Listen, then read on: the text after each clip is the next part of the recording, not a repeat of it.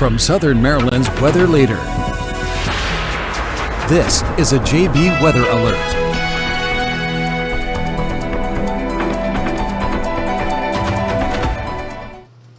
And good evening, everyone. I'm forecaster John Bordash with you to give you your 5 o'clock hourly update on Tropical Storm Elsa. And the newest advisory on Elsa has just come in. And believe it or not, Elsa has actually strengthened.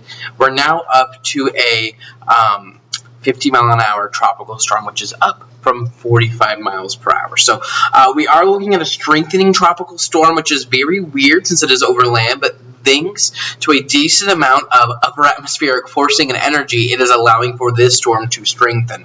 So this is a look at radar right now. Let me get the watch box off of there.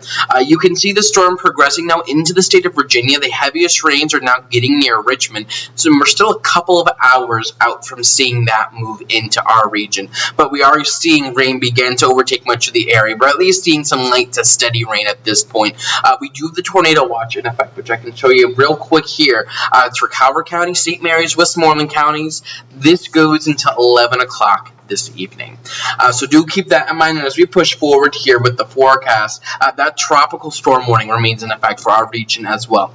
This is a look at the storm timeline. Again, not much has changed here. We're just touching base real quick just to kind of give you an idea how things are going. We'll start to see things ramp up as the timeline shows, probably after sunset this evening, probably as we head towards about 10 o'clock or so. That's what we're going to be looking at. But again, the tropical storm watch is in effect. Rainfall still looks like the heaviest of it is going to be to our south. And while I actually have that up, I want to see if I can't just get over here on this other screen, if I can't just get our Futurecast actually loaded up to see if it can show you what Futurecast is showing, because it's actually showing something a little different than what I have here. So just give me a moment while I get that together. But the general idea here is that the heaviest rains will be to the south and east, and they will taper off quickly as you head on up towards I-95. We'll see if we can't just get this bad boy loaded on up here. Okay. So if we switch it on over here, the Futurecast, this is taking a look at rain totals. We'll just put this to 8 o'clock. Our Futurecast model isn't all that enthused right now with the prospects of rain. I mean, we're talking about a sharp cutoff, but our Futurecast model, so this wouldn't be rain or anything like that. This is showing rainfall totals. It goes from just about nothing north and west of like near 301 to maybe an inch down towards Lexington Park. So this is a little bit different than what my forecast currently holds. However, at this point in the game, we're not relying too much on our model guidance. We're really just in a nowcast type of situation, kind of seeing how this is coming together. So our models, while they're there, and we'll obviously still looking at them, I'm not using this too much to base a forecast around at this point. We're too close to, we're just very close to the storm. We're just going to stick with this 2 to 4 inches generally speaking, and this is essentially showing you the heaviest will be south of Prince Frederick, Leonardtown, down to the south, quickly tapering off there to the north and west. I think we're still talking about that threat of 35 to 45 mile an hour gusts across southern parts of Calvert and St. Mary's County. Wind gusts are going to be a tad lower to the north and west, and then they're going to be higher closer towards the Atlantic beaches. That tornado threat, tornado watches up to 11 for Calvert, St. Mary's and Westmoreland counties. The highest tornado threat's actually going to stay to our south and east, down towards Tidewater, Virginia. Here in southern Maryland, we do have a marginal tornado risk. A couple of weak spin-up tornadoes could be possible. So it's a non-zero threat, essentially. So we could see the conditions come together for a couple of those water spots or tornadoes to try to touch down quickly, but we're not talking about a tornado outbreak, anything like what we saw last year. And again, coastal flooding isn't going to be a big deal with this one.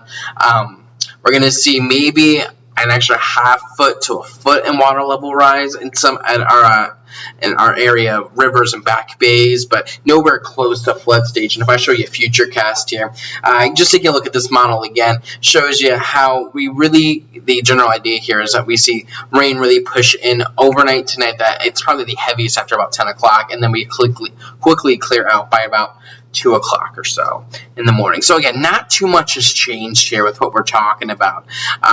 Everything's kind of hold and serve at this point. We're just waiting to see what's going on. So I'm going to go through the comments, try to look at your questions, and then we'll touch base back here again at 6 o'clock. I know there isn't too much to share at this point. We're kind of just waiting and watching and trying to see what's going to be going on.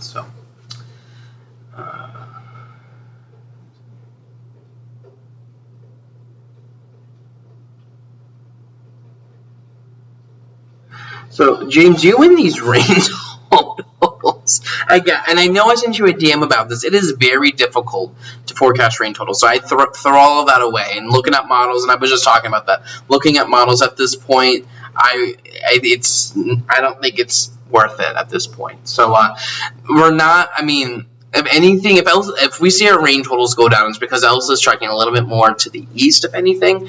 But we're still going to just be looking for, there in Calvert Beach, we are about an inch or so of rain.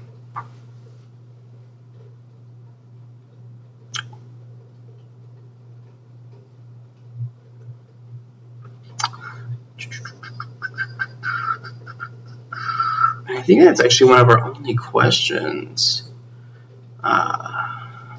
What do I think the weather will look like on Sunday? I was working on my forecast for Sunday earlier, so I have my little forecasting clipboard. Sunday, we're probably looking at some.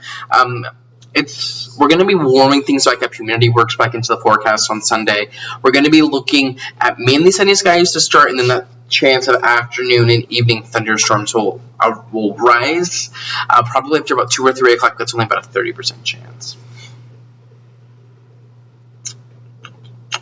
Awesome. I think that's just about covers it. So we're going to hold and wait and kind of see what goes on. We'll see if we do one of these at 7. We might just wait until 8, 9 o'clock to do these, because I know at this point I'm just kind of repeating myself. Nothing too much. Let's see. Lana wants to know what's this cold front I'm hearing about for Friday. Just that a cold front looks to be coming through the area on Friday. We might see a couple of storms from that, which we'll touch on tomorrow morning. I don't think we're talking about a severe weather outbreak, but some strong thunderstorms could be possible with that. When do I think the tornado threat's the highest? Well, don't you know, Jamie, I have a graphic just for that from about now up and through about midnight or so. And I really think it probably peaks between about 8 o'clock and 11 o'clock or so. Lindsay, how's White Plains looking like for the storm? I would encourage. We're likely down to, over in White Plains. You're probably seeing about half an inch of rain or so from this at most, and probably at most 25-mile-an-hour gusts or so. Okay. But yeah, that is just about everything. Again, there isn't too much to touch base on here. So we'll probably meet again around 8 o'clock or so to kind of give us some time, go over the latest information then, and I actually have some work I need to get done in the meantime. So thank you for joining me here. I will continue to keep you updated with posts on Facebook, Twitter, and the website, jbweather.net. We'll continue to watch how everything is kind of unfolding as we head forward here. In the meantime, I'm forecaster John Bordash. Thank you so much for joining me this evening, and we'll continue to keep you updated and one step ahead of the storm. Keep it tuned right here to JB Weather for the latest. Check the forecast anytime online at jbweather.net.